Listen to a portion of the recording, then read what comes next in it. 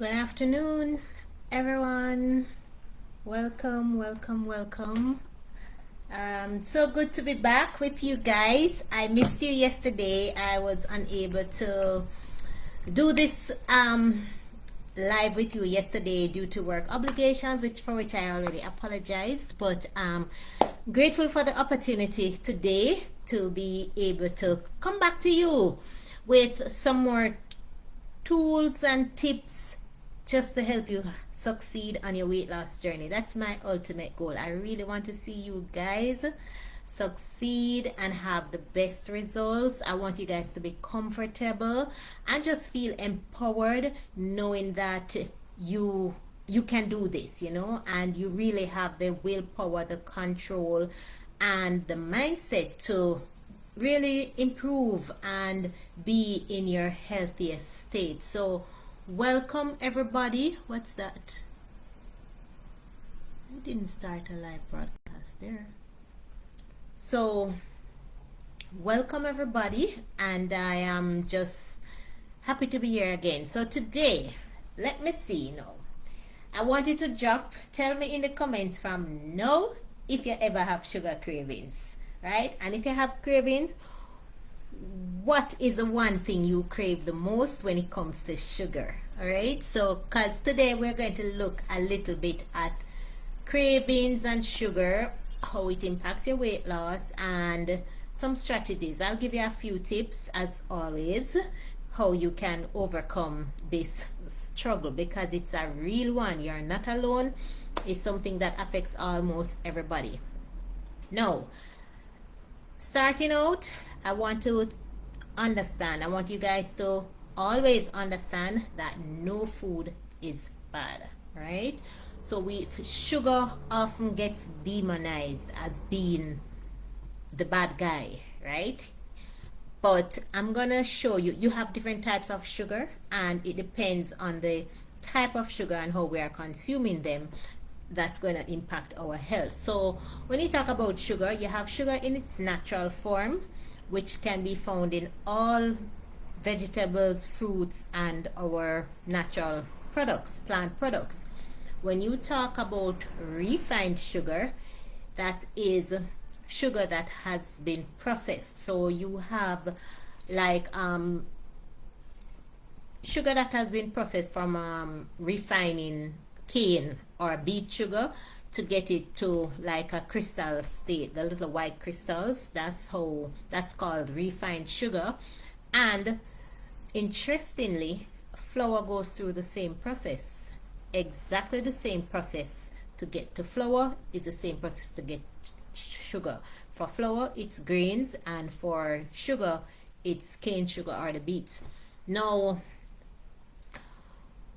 the body is capable of handling what we give it, but some things gonna have a negative effect than others, and sugar is one of those. When we're talking about sugar here, keep your mind on refined sugar, okay? I'll explain about the natural sugars later on, but for the refined sugar, it is what sends the signal to our brain to. It's like an addiction. The way how it is made, or the process that it goes through, causes an immediate effect on our blood sugar levels when we consume it. It is highly addictive, and it can stimulate our brain to always want more. So a lot of times when people say that they want to stop eat sugar, or they're going to take sugar out of their diet, you think about juice, your soda, chocolate, candies, but then they still consume flour, bread, and pastry, pasta, right? And those, remember I explained in the beginning that they go through the same process. So they're going to have the same impact. Believe me, they have equal impact on that dopamine in the brain, the signal in the brain, and also on your blood sugar levels. So without understanding that, sometimes we still end up in disaster. So we have to understand how the brain works, right? And another thing to note, because sugar is so highly addictive, that's the refined sugar is so highly addictive. Another thing to note is that it's not everybody is addicted to sugar. And a good thing I found out when I was doing some reading is that only a very small percentage of persons are really and truly addicted to sugar. The rest of us, we don't really have that addiction, because the same way you have everybody, people consume alcohol, but not everybody who takes alcohol is addicted, or everybody who, you're not always addicted. But the research has shown it. So it's a very small number of people who really have the sugar addiction. The rest, most of persons, it's just a habit that needs to be broken, all right? Or we need to change that habit. And so I'm going to look at why we have cravings. Why do we have cravings? And the first thing is that blood sugar roller coaster, because when we eat the refined carbs, that's the bread, the pasta, the flour, this, that, it causes an immediate spike in your blood sugar levels and then crash, right? So you're always on this roller coaster ride with your blood sugar levels.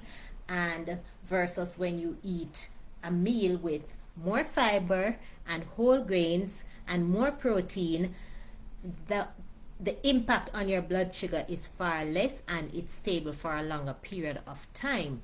So that is why we encourage a certain change in your diet and lifestyle. The other thing, emotional eating and habit triggers. We often crave sugar when we are bored, stressed, or tired. And if you look at it sometimes, when you reach for that snack, if you ask yourself if you're actually hungry, most times we're not. We're not hungry, but there's something else that is triggering you to just get up from where you are and go for that bag of chips or that cookie or something. So importantly, a lot of emotions. When people depressed, they just grab anything and you just say you want the ice cream, you want a cake, that will make you feel better, right? So the other thing, number 3, looking at why we crave sugar, number 3 is nutrient deficiencies, and this one is big. And by nutrient deficiencies, I mean your diet is off balance. So you're not getting enough protein, you're lacking in fiber, and of course you're not consuming enough healthy fats, because your diet is made up mostly of the refined and the processed foods. And the last thing is sleep deprivation. When we don't sleep, I say this every single day on all my lives, when we do not sleep enough, it causes a lot of things to happen. So the next day we don't have energy, right? And when you don't have energy now, you're gonna crave the sweets, or you're craving for some sugar. Why? Because the body is calling out for energy. The body lacks energy. So that's another time again that you're gonna find the cravings setting in. And so now I want to look at some strategies how to overcome that, because I know for most of us, we don't want to be in that cycle of sugar. We really want to break the habit. So how do you break that habit? First, your mind, right? You have to be at a place where you can recognize that you have this craving and you want to do something about it. You have to be committed and consistent with whatever it is that you are going to do to break this habit. And one of the first ways to break a habit like the sugar craving is to just get away from it. Take it out of your space. But that's not so easy to do in the very beginning, right? So you want to look at starting with cleaning up your eating in a way that you are, look at what you are currently consuming. How much of your diet is currently made up of refined foods and processed foods? Then you're going to look at how to make the swap from the refined processed foods over into more whole grains, fruits, vegetables, legumes, bean, protein, healthy fat. That's all. We have to change the diet, right? Because remember, guys, the sugar is not only what you conceive to be sugar, that brown or white crystal. It's also in the refined goods. All of them, the flour is sugar in another form, right? So always remember that. And when you eat carbohydrates, they have a significant impact on blood sugar levels, especially the refined carbs. They have a strong. They affect your blood sugar, raise your blood sugar levels high, and always in a roller coaster environment. Proteins and fats have little to no impact at all on blood sugar, and that is why you want to make sure you have more of those in the diet. Fiber, again, helps to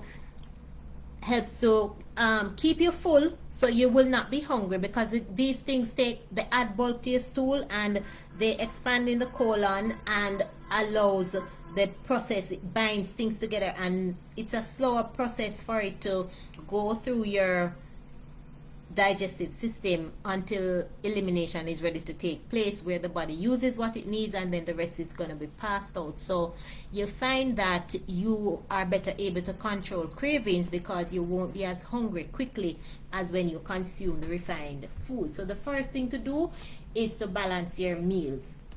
Sometimes also cravings come about when we are dehydrated, if we're not, and we don't realize it. So a lot of the times we are not drinking enough water, and when you are lacking water, you're going to find that the cravings are going to be stronger. So again, always try to be hydrated and stay hydrated, right? You can flavor your water. I think I sent, was it one person yesterday, somebody had asked me about the water, and I sent a link giving different suggestions how you can infuse your water, or things that you can add to your water, your herbs, mint, like you can add fruits and infuse your water, add the aloe in the water, add lemon to your water. So find a way to get more water, find a way to drink more water. And the other one, number 3, smart food swaps. This one I know works very well. So always remember, you don't think restriction when you are trying to change your habit. I don't want you to be thinking restriction, can't this or can't that. What we are trying to do is to come up with strategies for you to still eat enough food to fuel your body, because I don't want you to think that, oh, so if I'm to cut out the refined foods, the flour, the rice, the dumpling, what am I going to eat? So you're always looking at how to make your plate healthier, or habits that you can develop to support you not having as much cravings as you would normally do. And when you use this food swaps, so a lot of things, we like pasta. Okay, you like pasta, switch from the plain white flour pasta to whole grain pastas. You can switch from something like ice cream and make your own ice cream at home. I make it all the time. Once I learned that, that's how I make ice cream now, like most Sunday evenings. I just always have my strawberry, because I like the strawberry one. So frozen strawberries, put them in the food processor. I have a little food processor. Just put a bunch of strawberry in there and the protein powder. That's it. And I just turn on the food processor. It come out creamy and nice, just like the real ice cream. So once I learned that, I don't buy, I couldn't tell you the last day I bought an ice cream. I have not. And I like ice cream. It is something that I always liked. So every now and again, maybe once every 2 weeks or so, I would still be buying an ice cream, like a small one though, I just normally buy the small, that little cup, or the 1 scoop sundae. That's what I used to buy. But guys, I don't do that anymore. I make my own. I make it myself and put whatever I want to put on it, just the same, and have a nice ice cream in here on Sunday evening time most times. So you can make your own. Then there is stuff like, what if you like the pancakes? The store-bought pancakes, they have, this regular flour in them, plus the added sugar. Make your own pancakes. Get a banana and your oats, whip that up with egg and your protein powder, and the same way it's gonna taste the same. So that's a much healthier pancake. That's not gonna spike your blood sugar and will keep you full, because protein is in it and fiber is in it. So you're looking at ways to switch out your meals. I don't have to talk about swapping your sugary drinks for healthier options. You swap out the drinks, you swap that for your green tea, your herbal tea, your infused water, sparkling water, aloe water, those things. And if you, what's the other one? Candies. And listen, if you like granola bar or those, what do you call them? Like Snickers and those things. Did you know you can make your own also? Yes, you can make your own, you know. Same way, you can use the banana with the oats, whatever nuts you have, a little peanut butter or a little almond butter, anything that you have. You combine them together, spread them out on a baking sheet, form them, put them to bake. You have your granola bar ready to go. Keep that on the fridge and you eat one of that when you feel for something sweet. It may be high calorie too, right? Depending on the ingredients you use, but you get to control the portion. One, how much you're going to use. And number two, you're using whole ingredients. You're not adding any refined or processed ingredients in that. So it is much healthier for you and much better. So those are some swaps that you can make. Let me see if I can find two more, because I made a list, you know, but it's just that it's not here. Where did I put it? Here. Okay, I spoke about that. The other thing is like your rice. So rice is another staple that we can't give up. People find it hard to give up that one, but gradually what you can do, start by reducing the amount. I gave somebody that tip this morning. Start by reducing the amount, and where you remove the excess, put some vegetables right there on the plate. That's one.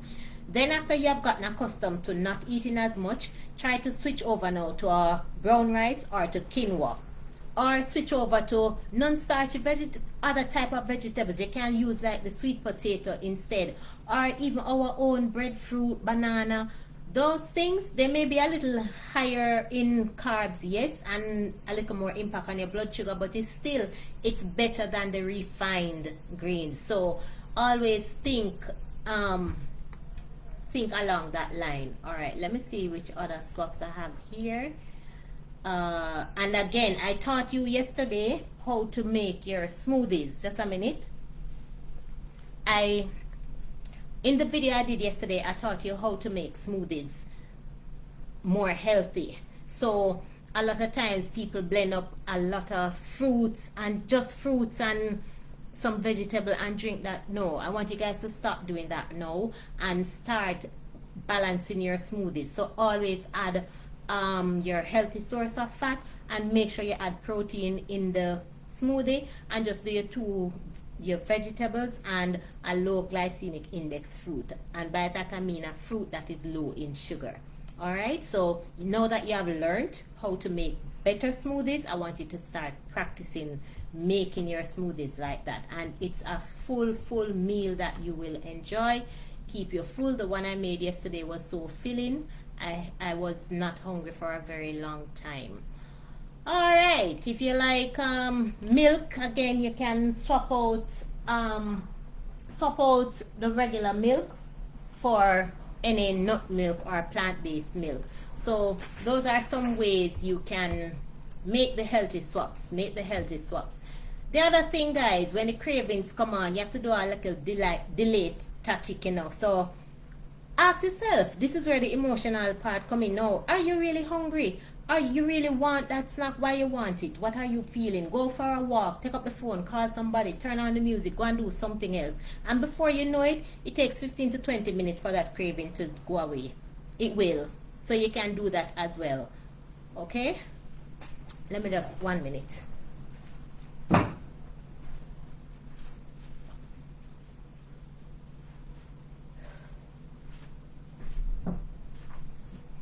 Alright, the other thing, out of sight, out of mind.